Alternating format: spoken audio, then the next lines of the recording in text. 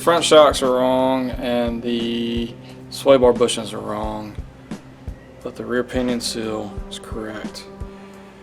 So preparations A through G were a wash, so we're going to move on to preparation H.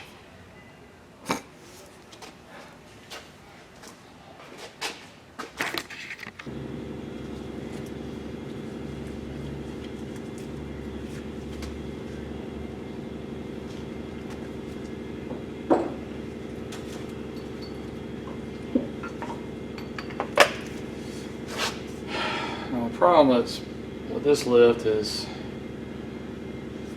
you can't roll the vehicle to get to the drive shaft bolts. I mean, you got the weight of the vehicle on the tires. So I'll have to jack it up unless I can get to these.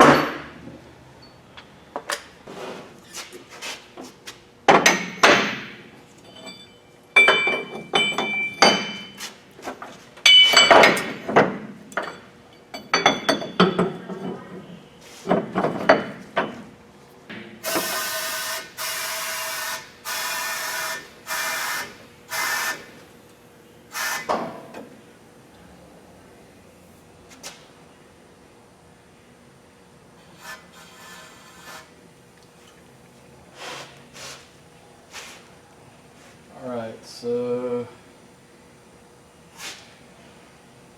this thing's got this crane over here, which makes it really heavy on this side. So the jack just struggles. I mean, it's already leaning. So I'm gonna jack up that side of the chassis.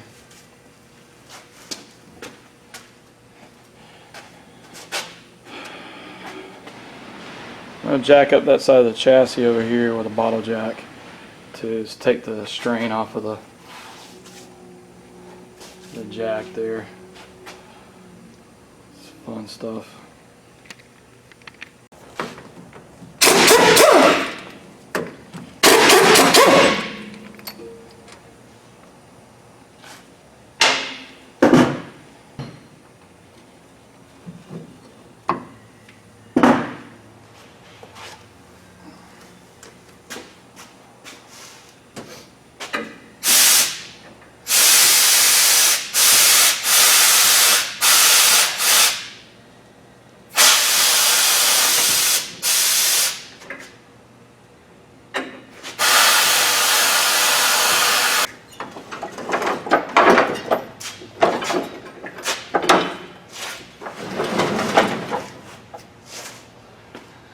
A lot of work not to have done anything yet.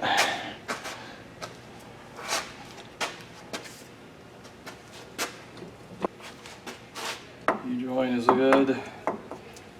Just a good thing. This clamp's missing. I'm gonna actually pull this thing right out of the way. Give me a chance to lubricate it up.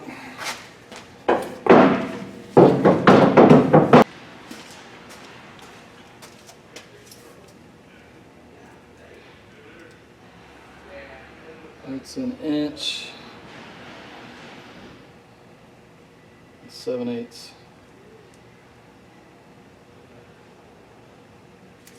Let's go around and sock it up.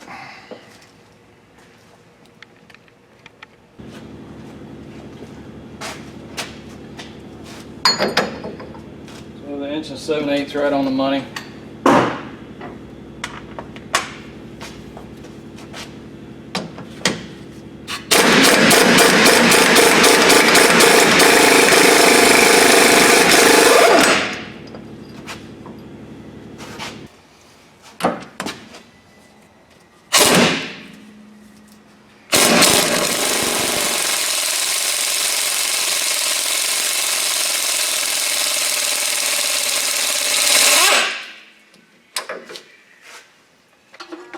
Long distance action here. I got you out of harm's way.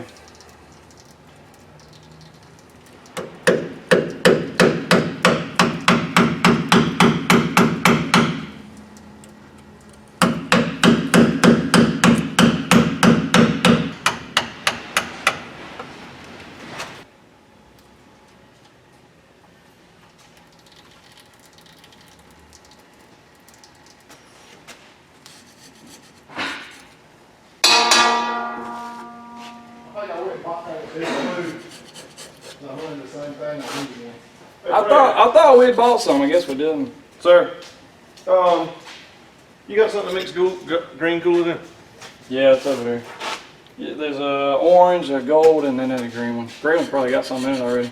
I put straight up water in that thing to pressure test it. Uh-huh. Because it was springing leaks at several different places. Uh-huh. What do you think I would put 2 jugs of antifreeze and 1 jug of coolant? Nah, just 1 jug of antifreeze. You drain it back out? Well, I just drained it by the petcock on the... Yeah, just 1 gallon. 1 gallon straight.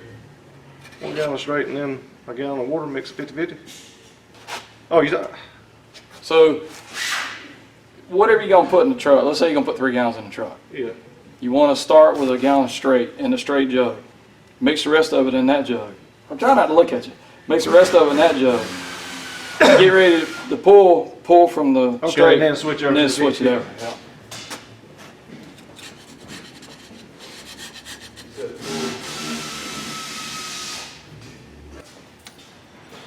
Got your headlight on? Oh yeah. Can't do without it. Ain't lying. I put it on doing oil change. Ain't that the truth? Now there in the summer when you got the doors open, it can be That damn thing must be a lot of oil in it for it to be running all out. I guess it is. Yeah. Ain't these the one you can fuck up if you overfill them or something? Well, I guess any of them could. These are pretty tough rear ends. They can handle a lot of abuse. I remember there was one that said something about you could overfill it and it would do something. I forgot what it would do. Well, this is a Dana 80. Did you hear about that truck? Dana makes a damn good rear end, huh? You hear about that truck we had up there earlier, that 16? Yeah. Can you believe that shit? Man, that's all over the internet. God. That's the biggest pile of crap engine I've ever seen in my entire life. I mean, right out of the damn, right off the factory showroom floor, it's a piece of crap. 3,000 miles went through 3 quarts of oil. I wouldn't wish one of them engines on the worst enemy. God almighty. That is crazy, man. And word like that gets around, if it's on the internet like that, people go, oh, I ain't buying that shit. Yeah, I mean the 3.5 is a good engine. Yeah. That thing, no sir. What a joke. See you, Monday. All right, have a good one. I don't have the tool to put this in with, so I've made a little dam with transmission assembly lube to keep that garter spring from popping off of here, so I can bang it on there without damaging it.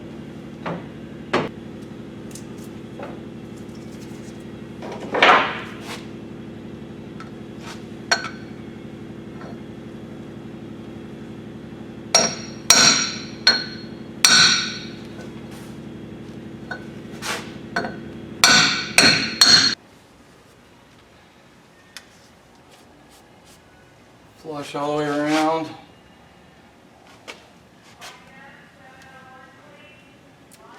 And then our springs stayed in place. Right there, we're good. I will knock this on. This thing's all shims. There's no crush sleeves, so we don't have to worry about anything.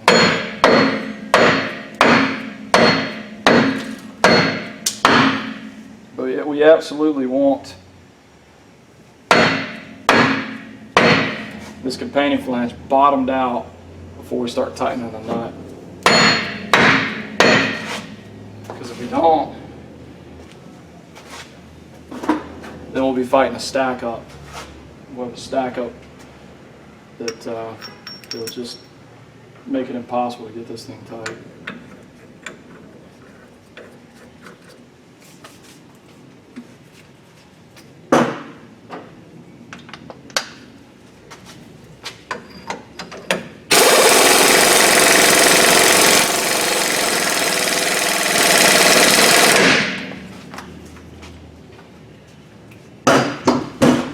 That's it. Tighten her up till she stops turning.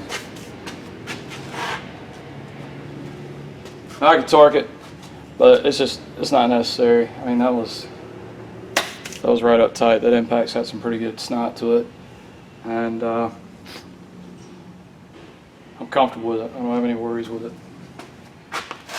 So the last thing we got to do is put the drive shaft back in, which we've got to lubricate the splines because I pulled it right out of the center. So let me get you where you can see this.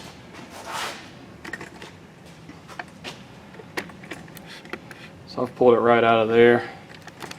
So we're gonna lubricate the splines in the end of the shaft there with some grease, some Teflon grease. So let me get that. This is what we lubricate the splines with.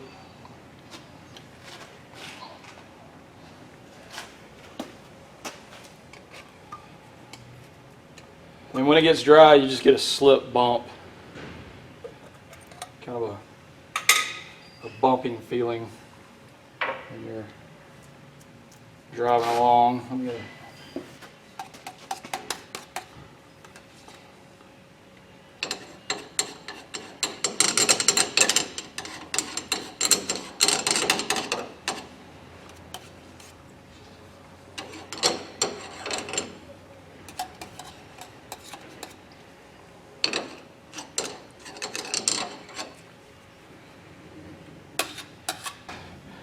that slip yoke is in line with that U-joint. So that U-joint will come down and then line up with that. We could clock that anywhere we want, and then the drive shaft will be out of phase if we put it in the wrong spot.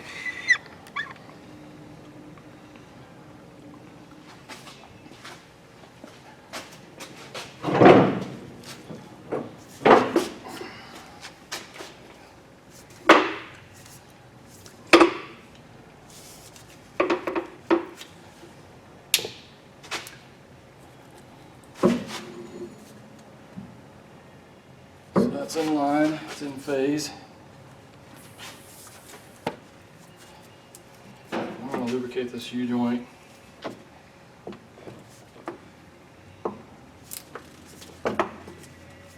It's got a grease fit on it. I'm going to lubricate it when I got it out. It's kind of hard to get to the way they got it orientated. It's in a bit of an odd angle.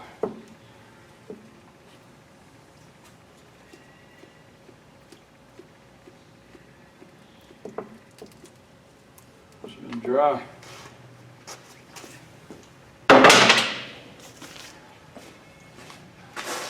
Now I get the fun of lifting this axle back up.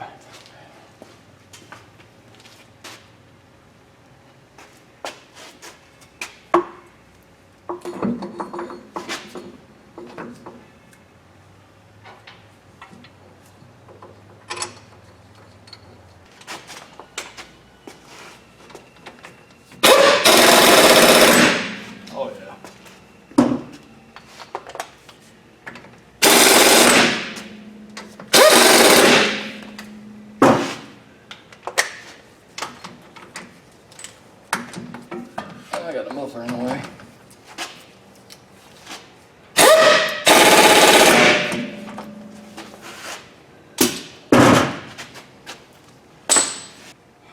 Wipe this down a little better so the next guy doesn't think we have a leak.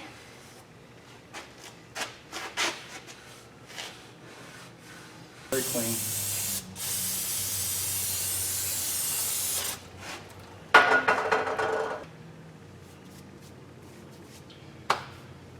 Now I've got to get it off the lift because they share this lift. We share this lift, and tomorrow's Saturday, and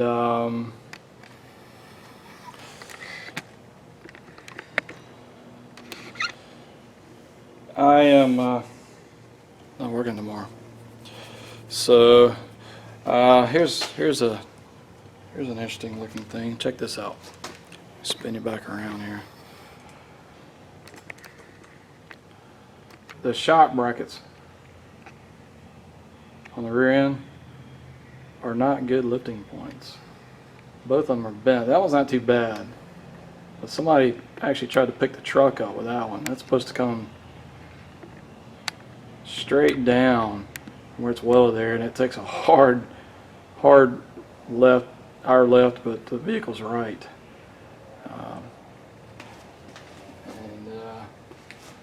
Got the shock and quite the bind there.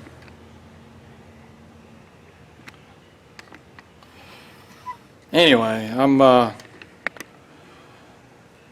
working tomorrow, so I'm gonna. The camera's almost dead again. I charged it for a while, but it's almost dead. So I'm going to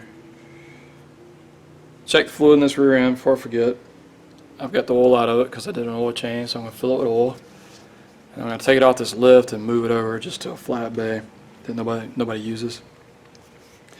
I'll leave it in the shop because first thing Monday morning I got to bring it back onto the lift to do the shocks because they're supposed to have the correct shocks Monday, but they want to pick it up. The driver's been away and he comes back to work Monday, so we've been able to keep the truck for a while to do what we need to do to it while he was gone, but Monday he's going to be roaring ready to go. So before I drive it Monday, I'll clear the codes, take it for a grill. I'm going to rinse it off too, just antifreeze everywhere. I'm going to wash it down and take it for a ride, good long drive, and come back, see if there's any codes, make sure it runs okay, and we'll call it good and move on.